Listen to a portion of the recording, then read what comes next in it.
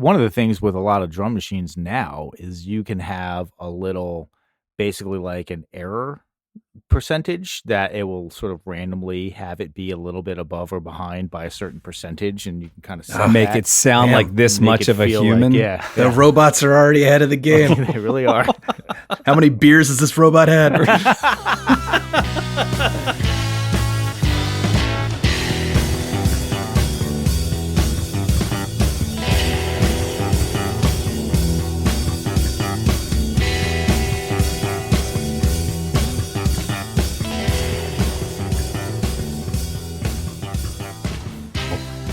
Hello, everyone, and welcome to another exciting episode of 1001 Album Complaints. It's the show where friends and musicians get together to discuss an album from Robert Dimery's list of the 1001 albums you must hear before you die.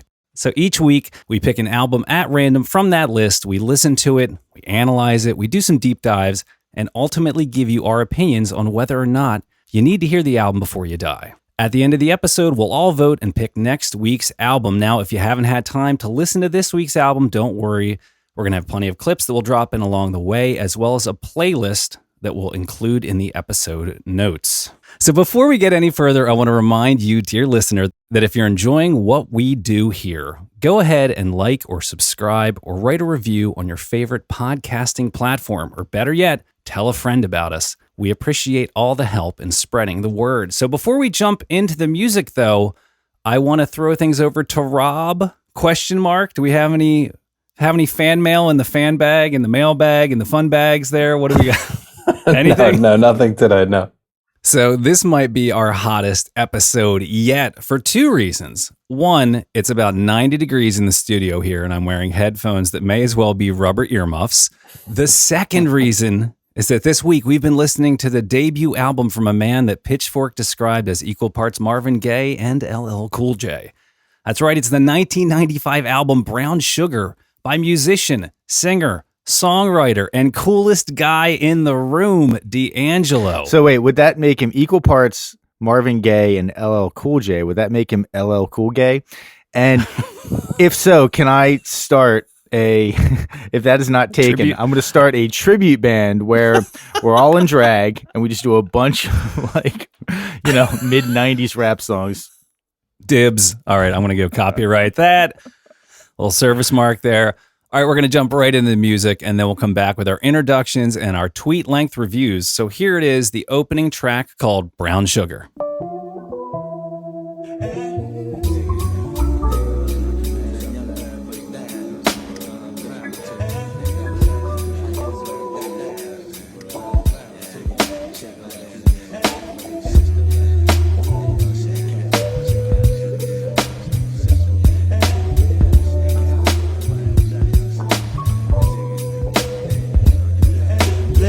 About this girl, maybe I should.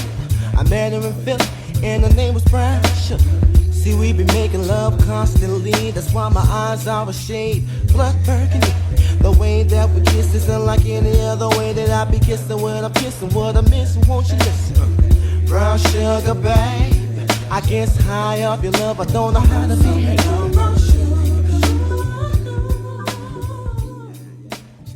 All right, there you have it. Let's work our way around the room with some introductions who we have in the studio this week. Hey, this is Rob here, and my tweet-length review of Brown Sugar is, this is mood music, and I'm not in the mood. Ooh, all right. This is Tom here. My tweet-length review is that this is smash music, and kudos to D'Angelo if he can smash for this whole album, because it felt like it was about 7 hours long. Getting into Sting territory there. Fantastic. This is Adam, and my quick review is that you just don't need that much falsetto. Oh, God. He's got a bag of tricks, and he keeps going to the well. Is it really a bag of tricks? Is it maybe like a back pocket of tricks? Like, I don't know if we're giving a whole bag. It's a little mini pocket on your jeans. Knapsack. So some quick history on our good friend D'Angelo here is that he's considered one of the big influences on the neo-soul movement. So to quickly talk about neo soul, you have to first talk about what soul music is. And we usually associate that with the 1950s, 1960s artists like Etta James, Ray Charles, Solomon Burke, James Brown. In general, we're talking about gospel and blues roots coming out of this. So soul music itself kind of splintered off into a bunch of genres. You got Motown, more flavors. You got Memphis soul, New Orleans, all the way down. So now we jump forward into the 80s and 90s, and we've got this new neo soul sound starting to emerge. Generally characterized by actual instruments, which at the time in the 90s for R&B was pretty out there. You didn't have a whole lot of people laying down actual musical tracks and using real instruments on this stuff. So if you've listened to the album, you've heard Wurlitzers, you've heard a lot of Rhodes in there, you've heard some Hammond organ, you got a lot of organic drum beats. Another note too, kind of in that Lenny Kravitz realm, is that D'Angelo played nearly everything on this album. Which I thought was pretty cool. And apparently, I know we've had discussions before about whether or not that's the quickest way to get an album done, but maybe it is if you're fighting with people. But also, he is every voice on the album is D'Angelo. Yes. Right? Every single voice. I was a little bummed because I saw that Raphael Sadiq was involved, and about halfway through the album, I was hoping to hear his voice because I like Raphael Sadiq's voice from Tony Tony Tone. I think he just helped produce, or maybe just straight up gave D'Angelo one of the songs that's later on the album. So yeah, it's all his voice all the time. So I got to correct you on that. It is Tony Tony Tony, not Tony Tony Tone. There is an accent mark over that last E that says you pronounce that as a hard E. It is Tony Tony Tone. Please, Adam. What? How dare you enter the ring with Tom? 90s street cred have I lost here in my R&B knowledge? I apologize. Not a problem. I have to say, I made the comment earlier about, his voice is the only voice on the album. To its detriment, most certainly. I was so overloaded with D'Angelo by the end of this album. There's some times where there's like 9 different D'Angelos coming at you, and you're like, dude, just pull it back. Neo soul, I wasn't a huge neo soul fan, but this particular version of neo soul, I particularly don't like, because how are you going to have soul music with no emoting? There's like no emoting on this album at all. And you listen to those old soul singers, and the reason that is killer is because you have a great singer who's out there and he's laying on the line, and you're really getting a sense of the pathos that's happening. And this, I didn't get that at all. I really didn't. I think one of the things that comes with, or one of the reasons that you don't get a lot of emotion out of this, is his reliance on that falsetto, right? Falsetto is one trick in your bag of tricks that you use to get to a high note, but you don't actually emote. And I've said this 100 times, right? You guys are probably sick of hearing it, but you don't really truly hear someone's voice until you hear their chest voice and they're pushing it.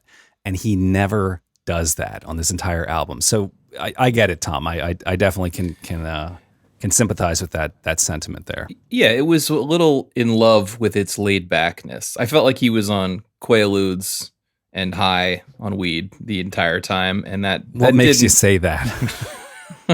The band, the backing band, which I guess is all him too, was so chill and just vamping over these 2 and 3 chord patterns.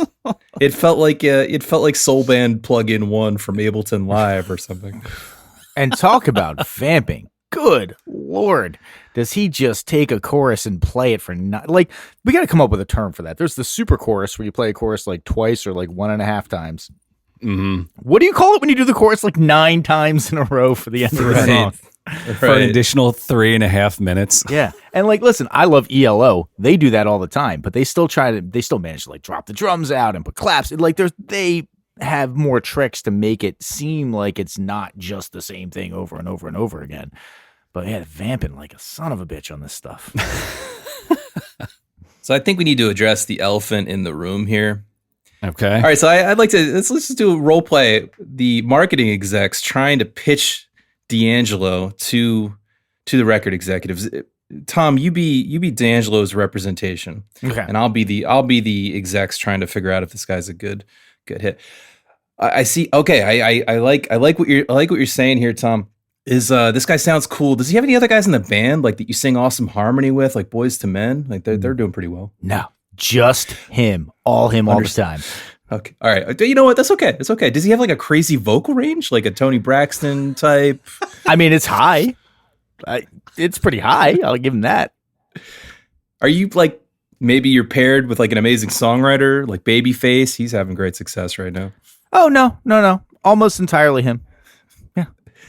Okay, I'm having a hard time with it. All right, I know. You know what? I got it. Are you doing totally new music that the world has not even heard before, like a Lauryn Hill, Fugees type thing?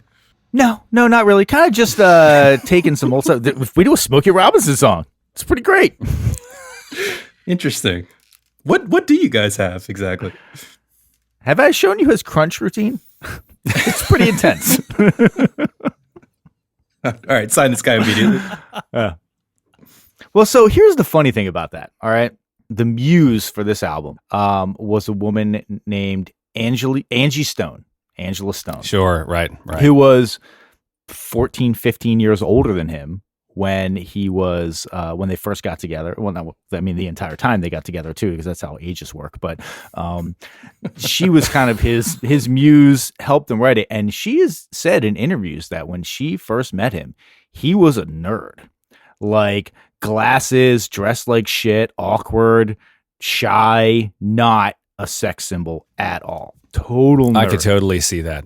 From his backstory, I can definitely see that. And then he got turned into a sex symbol, and he did not like that at all. And there is a great quote that Questlove talks about, because Questlove on the Voodoo tour was the leader of his band. And at the end of the tour, D'Angelo says, "Fuck this. As soon as we're done, I'm going to go in the woods, drink some hooch, and get fat." And then apparently he just did exactly that. Wow. Became kind of an alcoholic and, had some really serious personal problems. But he was like, this routine is like, you hear all these movie stars talk about it. Like, you can't maintain that level of, like, he would be like, people would be screaming at him to take his shirt off at shows. He's like, I'm not doing that because I'm not doing 80 crunches like right before I get on stage and not drinking water. So I'm shredded, Right. That was for the photo shoot. Every good singer wants is dehydration as soon as you hit the stage. That is a recipe for success right there. Well, that is interesting. I didn't know that he was. I mean, that felt like a marketing angle, of course, but the fact that he was turned into or positioned that way is interesting to me, because he came from a church background, right? His father was a preacher or something, so it's kind of like the Marvin Gaye thing. Yeah, classic gospel chops, where he came up in the church and had that idea, kind of a one take kind of guy. Like the idea when you were in church, he was saying, is that you're doing it for the Lord, you're not doing it for yourself. So don't get all highfalutin about how you sound. Do it for God. So when he would go into the studio, he said, well, it's according to D'Angelo. One take of him layered 17,000 times. Each of those 17,000s was only one take. Right. Boosh. So he started playing piano at age 3. At age 13, his father took him to, I guess, the University of Virginia, where he took some music theory courses. He ultimately wound up in front of Ellis Marsalis, father of Wynton and Branford, for kind of an audition as to see if he would, take him on to be a jazz student. He said no. The way D'Angelo describes it, he was just so ahead of the curve that he didn't want to take him as a student. I'm like, okay. But anyway, he keeps playing. He winds up being the DJ with a high school band. He said that his love of this old music came because he was the DJ. One of his friend's fathers had a library of old vinyl from the 50s, 60s, and 70s. And instead of just looking for break beats, he would go in and 4 hours later, he would have just listened to like 6 albums. So he kind of got his musical background from that library of vinyl. He starts doing the talent show circuit, which is apparently a thing. He and a buddy get onto Apollo Amateur Hour in 1991 when he was 17. They did well. They won. He got $500. The first thing he did is he went out and bought a 4-track tape recorder and a keyboard. And basically in 1991, 1992, when he was 18 years old, essentially wrote the music and lyrics for most of what we hear on Brown Sugar. So before we get too deep into trashing this guy, I just want to be clear that the record is completely sort of inoffensive. Like he has a great voice. I'm prepared to give him some compliments. I actually like this album, so I'm not going to shit on it the whole time. But I think what we're arguing for right from the jump, right, is essential versus inessential. And I do find that this suffers from being kind of a nostalgia exercise. That's what it feels like to me. It's very much of a throwback. I know it was intentionally a throwback. He's trying to sound like the soul singers of yore, and you hear that in the Wurlitzer, and you hear that in the wah guitar, and you hear that in the falsetto backups. And he does a very passable facsimile of those things. It's just that nothing about that is particularly new.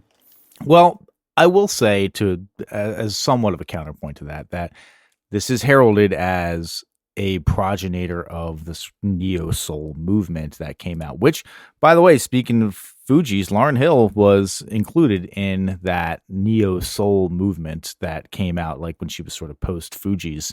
I was never a gigantic fan of neo-soul, but this seems like I can give it credit for being the first step in that neo-soul journey, but this on its own doesn't do it for me. If it was in a vacuum, I would say I'm not really. It doesn't really do it for me. But I will also echo what was said before. He's a great instrumentalist. Like the music on here, some of the backup stuff that he does, and some of the bass, not actual bass, because I'm like 90% sure that most of this is synth bass. But keys. But the bed tracks are good.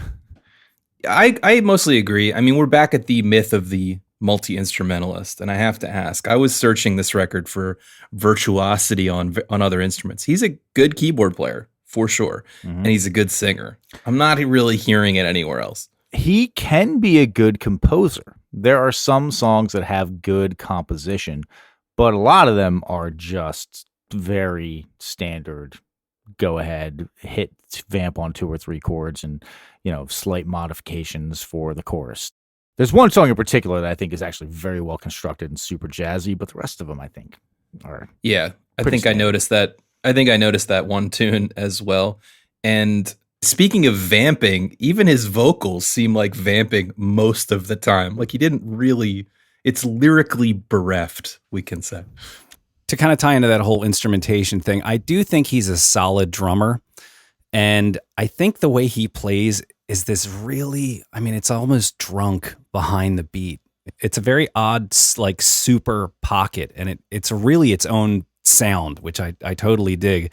There's a story about Questlove as well, where Questlove wanted to get onto that Voodoo album and on that tour. And so at one of the Roots shows, he saw that D'Angelo was there. And so he started trying to play this like super drunk, laid back pocket beat. And the rest of the Roots were like, what the hell are you doing? Like he was trying to catch D'Angelo's attention from the stage, which I thought was a fun story.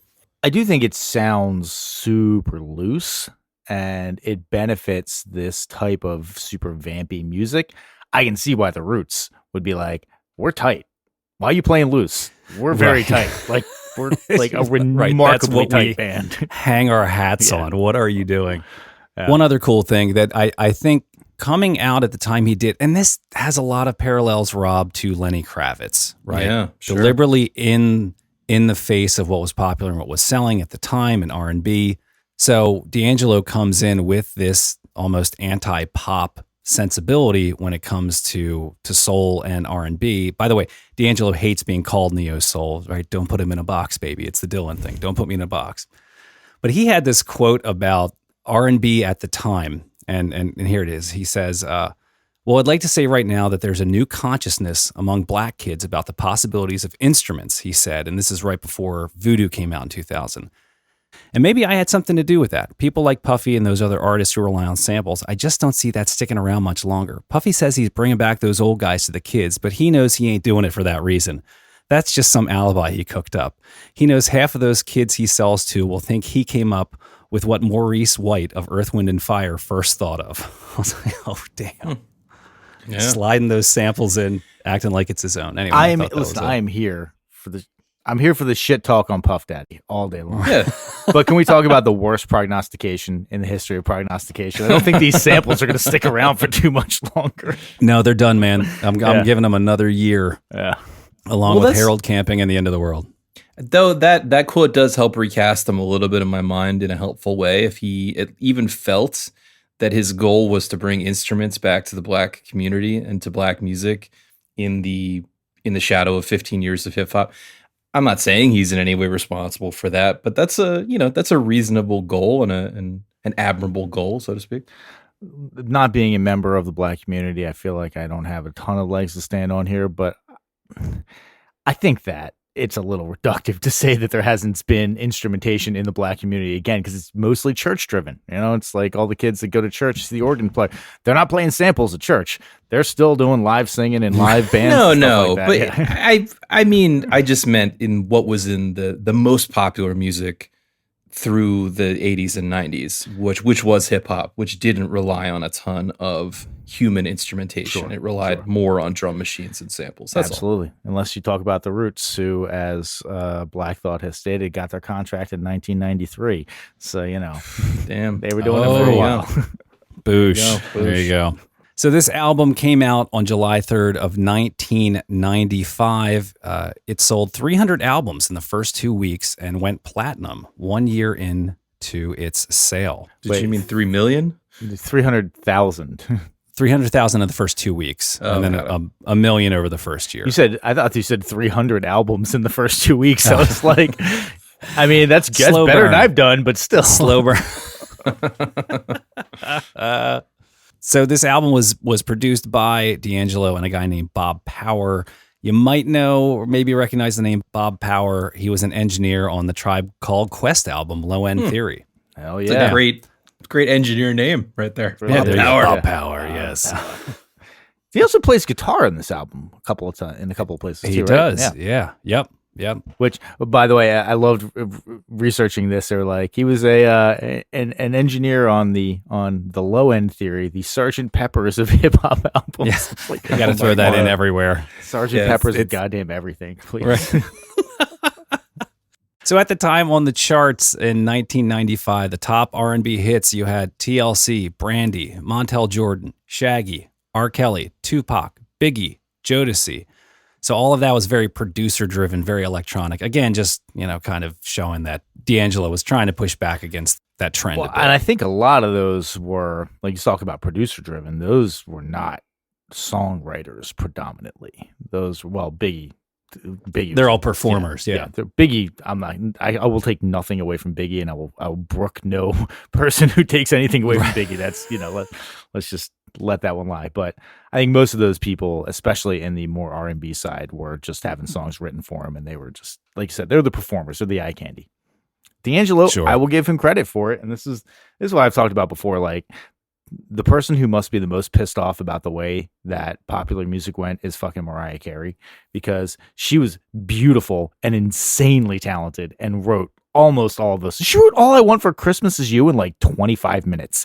Like, I can't stand that song because it's so ubiquitous around the holidays, but that's a damn good song. And I thought that would have been a team of 35 people writing that. it was her and one dude in a room Wow. over the course of like a half an hour. And it became this sort of like, well, other people will just write the music and all you have to do is be able to sing and dance. And then it became other people write the music for you and all you have to do is be able to dance, because we're going to auto-tune that. And then it's like, listen, we'll get you a dance teacher, right? How good looking are you? Okay, yeah, we're fine. Just stand there.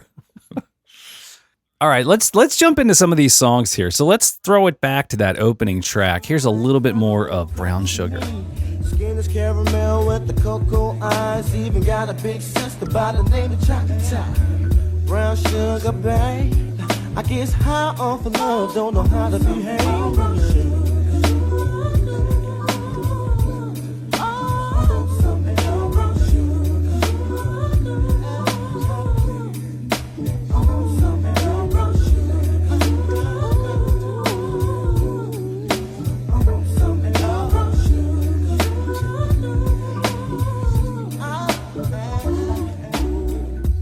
Adam, I think you might have played the same clip of that song again.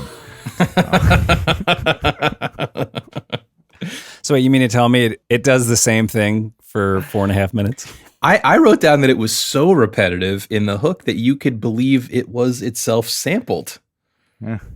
Like it sounds like a DJ just playing that one snippet of a record again and again and again. Dude, he gives up on the changes with 90 seconds left to go in a 4.5 minute song. So for the last 1/3 of the song, he just repeats the chorus again and again and again and again and again. It's pretty ridiculous. Yeah. Well, and in this case, the chorus is like 1 bar long. It's not like it's an extended array of chords or anything. Yeah, that's right. I like this track. I thought coming in out of the gate, that intro is very cool. It immediately grabbed my attention. I don't know that I've heard anything quite like that. It's this weird interval. There's just like maybe a tambourine going on in the background. It's a little soundscapey. Like, yeah. Yeah, it doesn't actually kick in with the bass and the organ for, half a minute or something. I thought it built nicely. I know, again, it doesn't do a whole lot, but the first verse is just drums, bass, and his voice. Second verse, they add in some of this kind of bubbly Hammond, which there's a lot of Reddit threads out there trying to figure out what the hell D'Angelo's keyboard situation was on this album. So there's a lot of debate around that, but I think it's some kind of Hammond run through something. You guys can see where I'm going with this. If there's a Hammond into Rhodes, it's like, oh, well, you're in. Adam's in. Yeah, we need an Adam decision tree, for all these albums. Like we know which way Adam's going to vote in advance. I don't hate this song, but there is part of me that's just like, yeah, we get it. You like weed. All right. Like, I wrote stupid songs like this when I was that age, and I don't, 18, yes. Yeah. I just discovered weed. It's amazing. I used to be a nerd, and now I smoke weed. Yeah, let me write a song about it. It's like, oh, okay, I get it. The singing's all right, but like my problem with this song, to be honest, is that the bass is mixed so effing low. It's also very low in and of itself, but like I was expecting more prominent bass in the mix to kind of give it a little bit more of a bed to lay in. But they really mix it on the high end because of all that he's doing with the falsetto has to cut through. So it's not a bad song. I'm not saying I hate the song, but I was over it by the end of the song. Definitely. I'm like, it was time for the song to end. Yeah, it's not much of a single, and I do think it overstays its welcome a little bit, like a lot of the tunes do, because you have so few changes. He wrote a good little hook, and it's definitely got some cool texture to it. It's just it overstays its welcome, and then it's a gateway to everything else. I see that for a lot of these songs. I think the album is 53 minutes. And when I was running through the timestamps on some of them, I mean, are most of them over 5 minutes? You've got 1, 2, 3, 4, 5, 6. At least half of the album is over 5 minutes with one tune in there that's 6:24. That's a bit much. And that's also something that I noticed, again, could be a sign of the times. I went and I dug into and listened to a couple of the contemporaries that came out. Erykah Badu's Baduism, which I think was a year after this. Maxwell's, it's like Maxwell's Suite, I think was another year after that. And then I even jumped forward to Music Soul Child in 2000, which kind of takes its roots from the neo-soul movement. They're all like an hour. And again, I don't know if it was a function of we now have CDs. Again, we've talked about this before. Let's get all we can out of this new medium versus I honestly think this album would have benefited dropping 2 songs and making everything else 3.5 minutes. If you came in at 36 minutes with this album, I would have loved it twice as much as I do.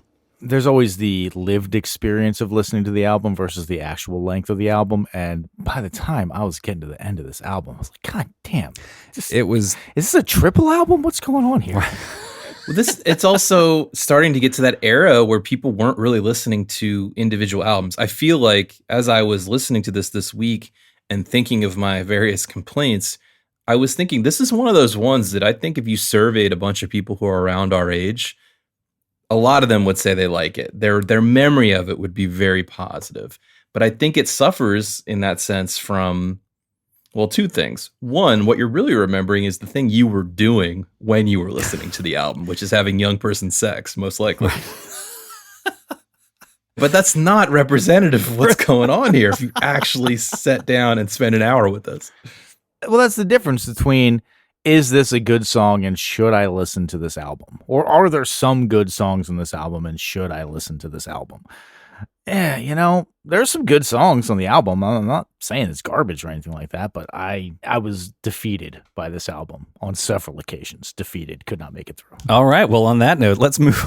Let's jump on to track 2, which you won't believe is a cover. This is Cruisin'. But that's not actually track 2 on the album, though, right? No, that's track 2 on our focus list. On our focus list, Yeah, yes. my bad. They bury it a little deeper in the album.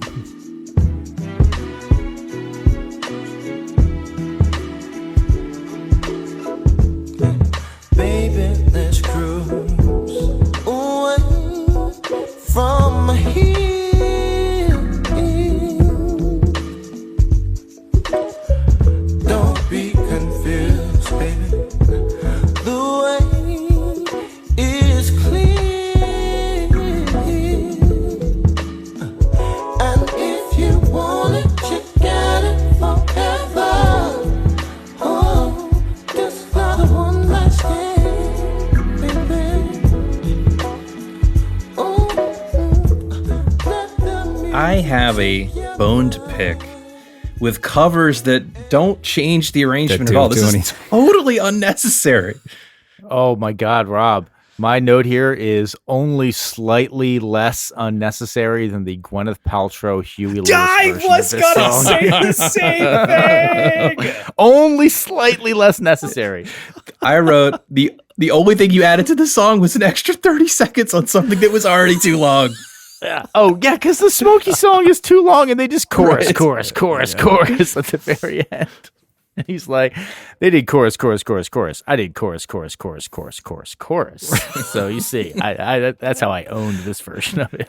It's like Vanilla Ice trying to say how he didn't steal that Queen song. No, we say den den den den den den. Really? All right, dude. All right. So the one thing, my takeaways on this, and then I don't think I hated this as much as you guys did. There are songs that exist that I love, but based on when they were recorded, they potentially lack something sonically, which a lot of times is low end. One thing I did like about this, so I did plug in my subwoofer, my nice speakers. This tune hits hard. It's sonically nice and deep compared to the Smokey version. So just from a sonic standpoint, I appreciated it. And again, to get nerdy on the keyboard thing here, there's this weird bubbly keyboard thing going on that just melts my brain and I absolutely love. The only way I can describe it is bubbly organ. And you probably hear it, well, you hear it throughout the whole damn song, but No, just to be clear, I like the tune. It's a breath of fresh air on this record because I think this album was kind of lacking singles in my listening ears mind. But when I listened to the Smokey Robinson version, I was unable to discern those big differences. It sounded remarkably similar. So it just felt like a Smokey Robinson impression. Even his voice and his use of falsetto feels like a very direct impression of that kind of singing. To be fair, I think that he was probably putting this on the album for a generation of people, young kids, that he expected were not familiar with Smokey Robinson. So being really familiar, like actually intimately familiar with the Smokey Robinson version of this song, when I heard this one, I was just like, okay, like what? But if I had never heard that before, it might have blown my mind and been like, oh wow, this is really smooth and great. This is right, about like driving around in a car trying to force a woman to have sex with you that she kind of doesn't want to, but she kind of does, We needed another rehash of that theme.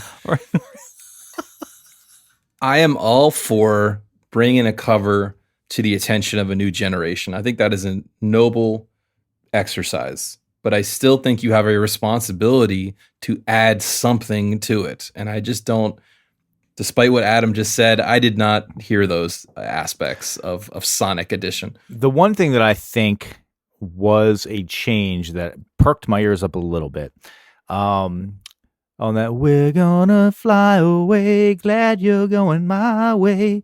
On the Smokey version, the harmonies are like really bright and major, and I think he might have gone minor on the harmonies for these, or he did something that made them sound not bright and poppy like that, and kind of mellowed it.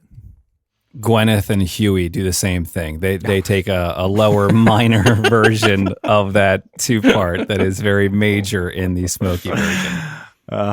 So I'll say that Gwyneth and Huey, they stole from D'Angelo, goddammit. Yeah, because that was later, right?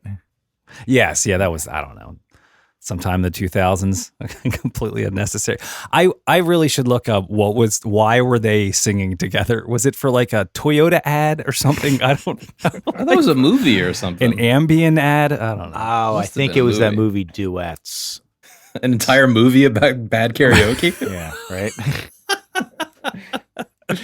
I don't know. They're like, listen, Sign me we up. got this leggy blonde chick and she can kind of sing. So let's throw Huey Lewis in there and we'll see if we can make some money off of it. All right. Like, not to denigrate Gwyneth Paltrow's acting career. She's a gem. Is Huey Lewis on the list? I'm very curious. Oh, if Sports? if sports better be on the list. That's a great album. I know nothing by Huey Lewis. So. You know So many everything things. by Huey Lewis, Adam. How dare you? Well, Okay. ready? There's the song from Back to the Power Future. of Love. Yeah. That's it. Song from That's Back all to I the Future too. I want a new drug. Gonna get back in time. Okay, so we're up to 3. Okay. New drug. All right, what else? If this is Stuck it, with you? please let me know. If this ain't love, baby, just say so. If this is Yeah, it, that it's a one. great song. This is it, yeah. Not to be confused with the Kenny Loggins song. I was gonna say, this is it. This is it. Oh my God. Yeah. Yeah, we'll see what I have to the say heart about of rock Huey and Lewis roll when the will time still be- comes. Okay, all right. Stuck so with maybe you. I do know some. Stuck with you. You must know Yeah. Stuck with you. That sounds Okay, terrible. all right. I know some Huey Lewis it's stuff. true. Oh God, can we get off this All right, stupid fucking version? Yeah, let's get on to our next tune on our focus list called "Me and Those Dreaming Eyes of Mine." Whoa, whoa, whoa, yeah, yeah, yeah. Whoa, whoa, whoa, yeah, yeah, yeah. Ooh, ooh, ooh. When I first saw you, baby, I wanted you down. Me and those dream eyes of mine started to cry in a dream. Wishing my fantasy soon become a reality. Every time I see you, baby. It's a real nice, tight song title there. That'll fit very well on the MTV. Yeah, it really flows off the tongue there. Okay, this one jumped out to me as one of the most original tunes, maybe my favorite tune.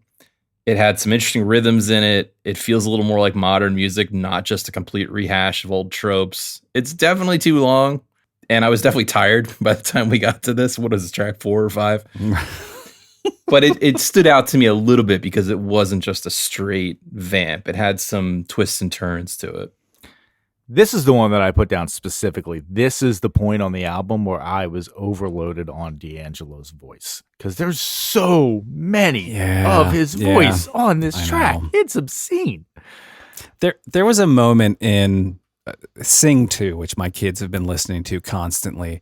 And there's one of those songs where they're redoing, like, I guess it's a U2 song, and all the characters are singing, and they're just all doing that Christina Aguilera vocal, just, and there's like 6 characters all doing that at once, and it's just noise.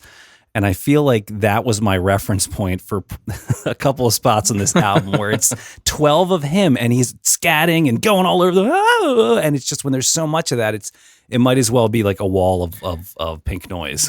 By the way, Adam, I'm glad to know that I'm not the only one suffering through the hell of a daughter who's obsessed with Sing 2. Sing 2 soundtrack. And I keep being like, you want to listen to the Alicia Keys version of it? You want to listen to the U2 version? No interest in that whatsoever. Why would I want to listen to that? I don't want to listen to Aretha Franklin do Say a Little Prayer for You. Why would I want to listen to that masterpiece when I can listen to a fucking elephant singing and Sing 2? Even The Weeknd has a song on there, and like they cut it down to a Kids Bop, like 30-second version, and I'm like, oh, The Weeknd's version's actually kind of cool. Sorry, I'm sure I lost some street cred there. Yeah, well, listen, all of the young Gen Z kids that are listening to this podcast right now are agreeing with you heavily on The Weeknd. We really crush it in the 14 to 24 demographics. So. So in this tune, though, this is where you really hear the drunk drums, which I totally dig. This is the one song that Quest was talking about where he live tried to play this drum beat over a Roots song and everyone freaked out. And he went into some details that there was a hip hop producer in the mid 90s named Jay Dilla. I'm not super familiar if you guys have heard of him. Yeah. His big thing was that when he was programming drum beats, he would turn off the quantize and just feel it. And just so you wound up with these pockets of measures or bars where it's pretty tight. And then like the next pocket is real loose and real draggy. And then it will come back up. And that was actually kind of a feel that Questlove was talking about. It's like the Jay Dilla feel, which is like super loose, which I thought was pretty damn cool. Hold on. I mean, that's also just a human being's feel, right? Maybe we should clarify for the audience what quantized means. It's auto-tune for rhythm, basically. Yes. Yeah, it's auto-tune for thank rhythm. you. That's perfect. Exactly. Yes. And what I've always heard is that neurologically, what you're really hearing when you hear, Stevie Wonder play drums or something that feels like a deep groove, it's a human being playing. And so even though they are playing on the beat 100%, and they're good at their instrument, you're hearing these micro deviations from the beat that you perceive as particularly funky. And it's one of the reasons that if you are an astute listener, you can almost always tell when it's a drum machine, meaning a beat that has been quantized right exactly on it sounds like a robot versus a human. You can tell the difference pretty easily. Well, one of the things with a lot of drum machines now is you can have a little, basically like an error percentage that it will sort of randomly have it be a little bit above or behind by a certain percentage, and you can kind of make it sound like this much of a human. Like, The robots are already ahead of the game. They really are. How many beers has this robot had? I was like, all right, I want me at 3 beers, and they're like, we don't have error bars that large in this calculation here. So, well, just think of the polar opposites. You've got Donald Fagen, who makes a machine called Irvin or Merlin or whatever Wendell. that geeky name. Wendell. Calling it Merlin would have been so infinitely cooler. Much better. But they made a machine because they didn't like humans, right? He was like, I need this to be 1000% correct. And you swing this way. And they're like, machines are terrible. Can we get this a little more drunky humany? So I thought that was kind of fun. I also wish that they had given the guitar a little more room in this song to go to town. There's a nice little solo in there. I think that's Bob Power playing the guitars there.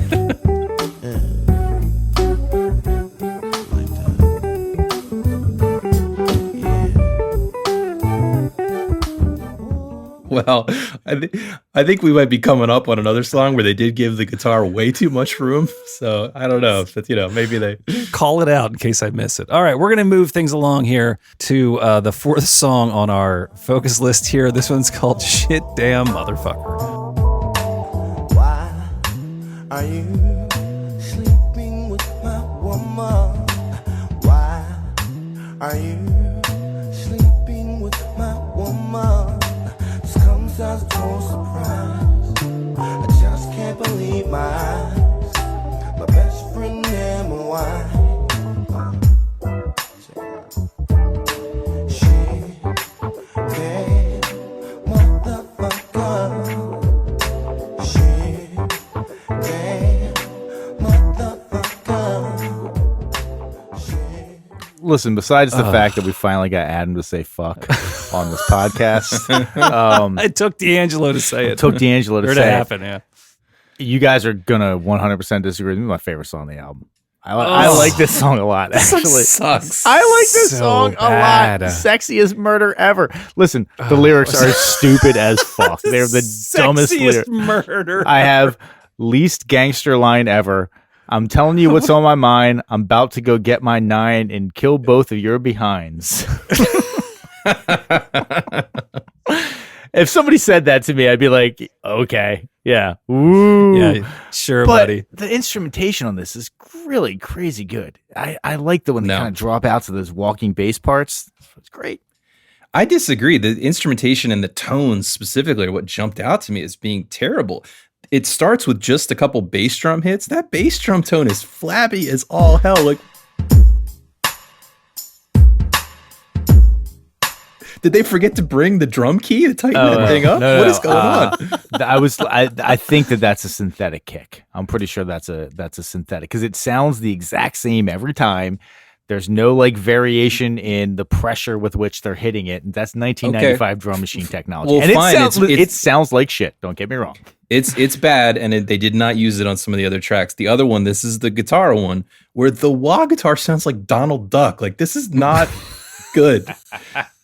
I like this song. I'm just a sucker for like the momentary drop into a walking bass line that then immediately settles down into something else. I liked it. This is the one that stuck out to me upon first listen. And I was like, oh, that's cool. That like popped me out of my slumber and it caught my attention. And then as I listened back to it, I'm like, yeah, this is dumb. This is cheesy. And I like it. It's like the nothing can stop me now. Nothing's going to stop us now of this fucking album, right? Like, right. Which you said you liked, but then wouldn't agree that you actually liked. I'm no. a little confused about that. No. I fucking love that song. All right. I know that song sucks and I love it. It kept reminding me of, do you remember that Reggie Watts? Is that the guy's name? Reggie Watts song, Fuck Shit Stack? Oh, yeah. Where he's mocking music like this. And he's also making it up as he goes along, which that would buy D'Angelo more credit here if I thought this was off the cuff. But my biggest problem with this is that it's synth bass. And they got me for a while that I thought it wasn't synth bass. Oh. And then there's one time where he does like it's like basically if you listen at like 322, like right around there, they just kind of do those slides up, and if you listen to it very loud, you can hear the did of like sliding up a keyboard as opposed to going up a fretboard. So the both of you's bleeding so much. Why? I was disappointed by that. Verse 3 cracks me up. Why the both of yous bleeding so much? Yeah. He says yous. I think he's from Delaware County here in Pennsylvania. He's going to go get a hoagie from the Wall. Yous going to the Walmarts. So that was funny. But yeah, I mean, and then the third verse is like, it's so high school. Why am I wearing handcuffs? Yeah. Oh my God. Yeah. Like really? I know. I feel like we would have written this, maybe even in 8th grade. Some of those 8th grade lyrics are pretty sweet. I dig that this was kind of minor and sinister versus everything else on the album was just kind of minor and sexy. This was minor and sinister. But one thing I will say, evil in there. Even for the album, even for the song on the album where he's talking about my woman is cheating on me and I'm going to murder her and her lover, there's not a lot of emoting going on. It's still pretty even. Like you pop 4 Xanax and you're just like, whoa, why are you cheating on me? Why am I covered in blood? Why did I just murder you? I guess I'm going to jail for the rest of my natural life. It's 5 minutes and 14 seconds long. It's crazy. My God. Yes. Yeah, if you wanted me to take it seriously, you would not have titled it "Shit Damn Motherfucker." Right? Yeah, exactly. That's why I kind of dig it. It's the one on the album that seems to take itself a little less seriously than the rest of them. But I will concede that is probably a minority opinion for a good reason. All right, let's bring this thing home. We're going to check out the last track on our focus list. This one is Lady. Take note, this was written by Raphael Sadiq, and I think this one was given to D'Angelo to be a single, I believe. So here it is, Lady.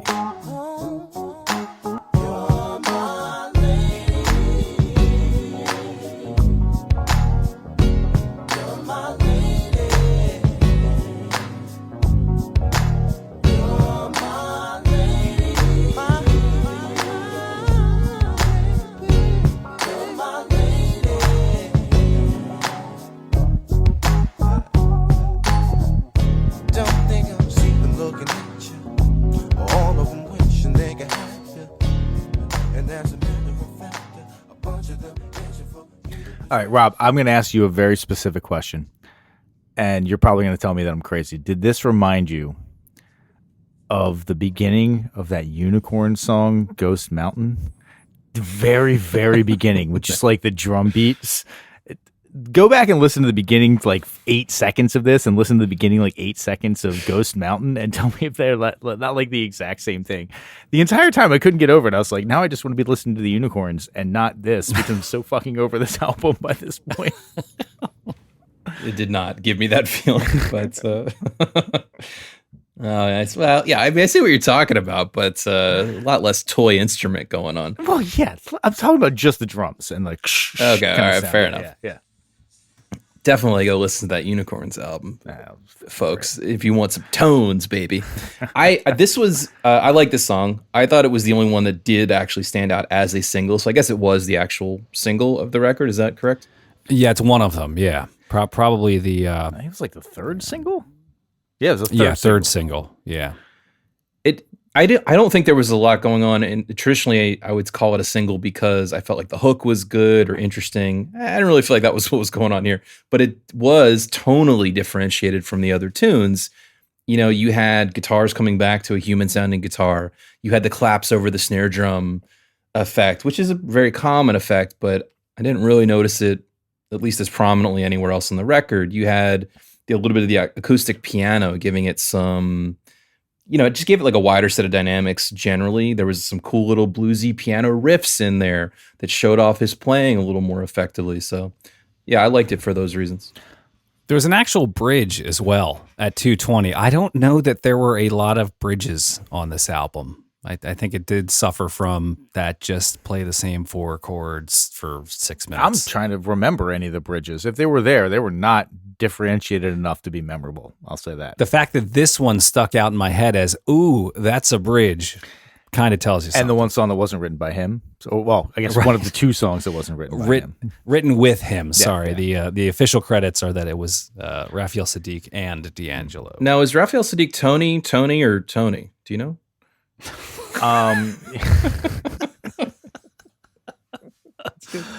That's fantastic. Thank you, Rob. We needed that. He's Tone, okay? My mic just cut out. I said Tony, and it broke, I think, there. Blame Zoom, sure. No. Raphael Sadiq's a cool guy, too. I've listened to some of his stuff. He's a bit more, I think he harkens back to maybe the 50s, 60s kind of style, but again, he's an instrumentalist, he's a vocalist, he plays guitar. It's a nice kind of organic feel around a lot of his stuff. He is, I believe, a New Jack Swing. That's what they call that style, right? New Jack Swing. They did back then, but I mean, Raphael Sadiq's continued making records. I've listened to a couple of his more recent records, and he's pretty cool. All right. Well, I guess it's not still called New Jack Swing. I actually have no idea. All right. Maybe it is. Yeah. Gentlemen, I need you to go to the 2-minute and 24-second mark. So good like 2:20, turn your headphones up loud. And at 2:24, listen to the bass note.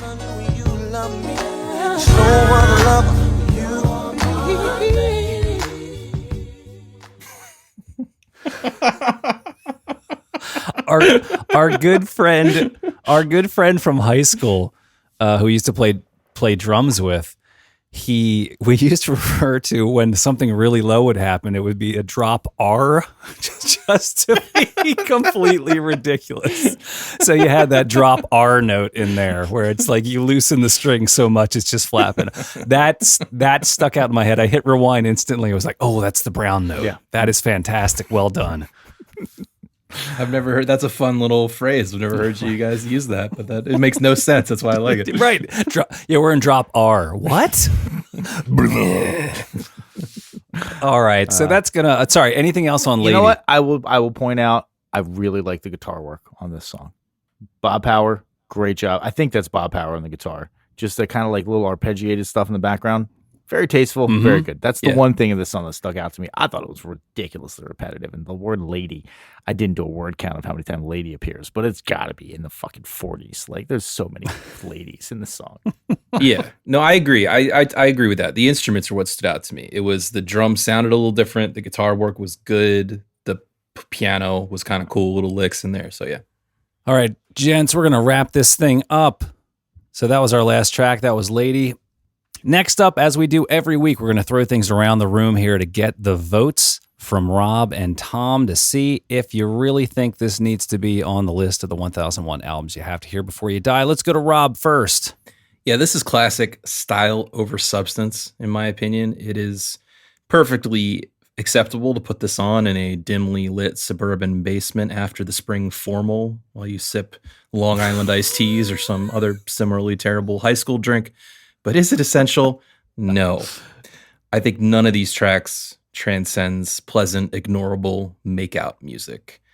And we didn't really mention the follow-up record, which came, I think, several years later, 5 years he later. took a long break, like 5 years or something. Voodoo. And I'll admit, I'm not super familiar with it, but I did listen to it, glance through it a couple times this week, and that did feel more modern, more, I could sense some progression in the writing, and it stuck out to me a little more. So it's a no for me on this one, but would consider going farther into his catalog.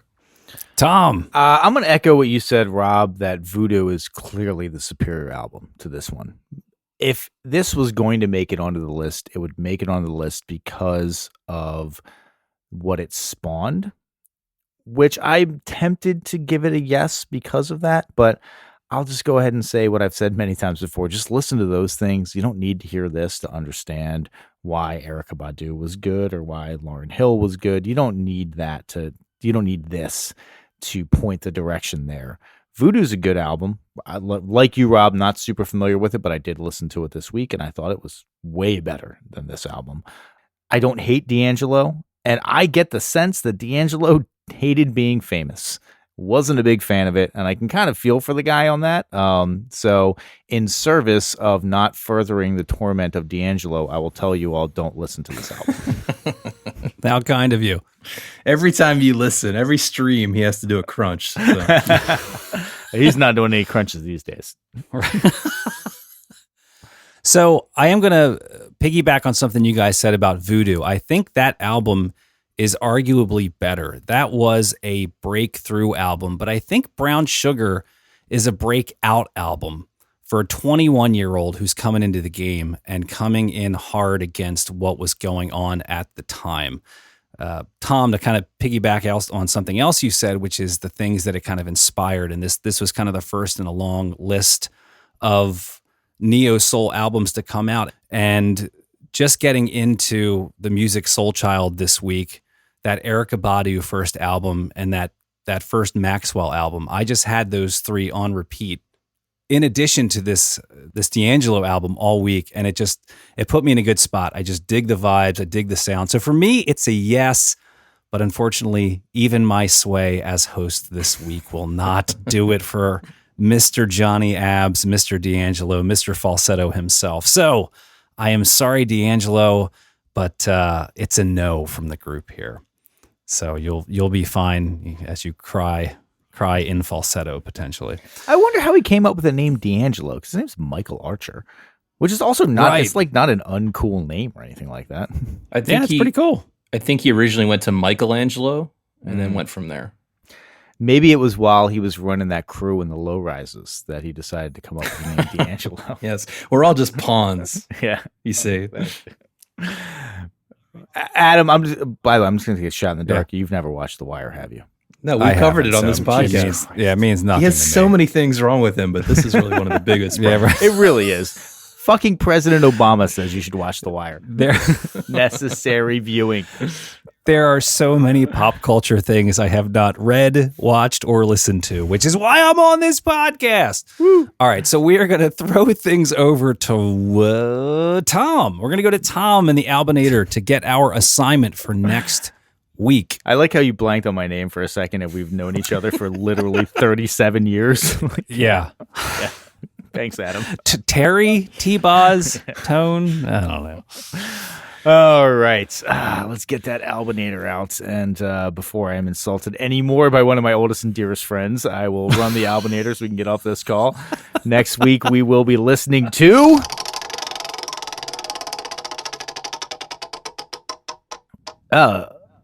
I have no idea what this is or what it's going to sound like in any way, shape, or form. The artist is called Gang of Four, and the album is called Entertainment. Okay.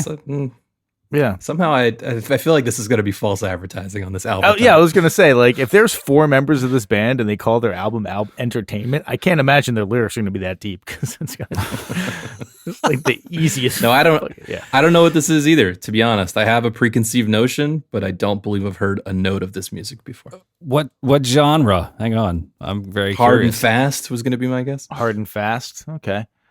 Let's see. English post-punk band Oh, from Jesus. 1976. Effing Christ. Oh, that's going to be fun. Man, you could not have picked a more polar, Oh, God. opposite here of We vibes. take big swings.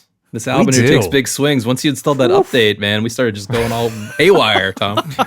Yeah, you know what? I think I'm gonna revert back. I just look at those old floppies with the original programming on it. Revert back. No, this should be interesting because listeners, prove us wrong at 1001 albums complaints@gmail.com. But I'm just gonna guess that this album sucks, and we have the most fun talking about albums that suck. So I think it's gonna be a great week next week. Oh, I'm very excited. Positive mental attitude is always good. All right. And on that note, we're going to sign off here. 1001 Album Complaints. I am Adam. I'm Rob. And I'm Tom.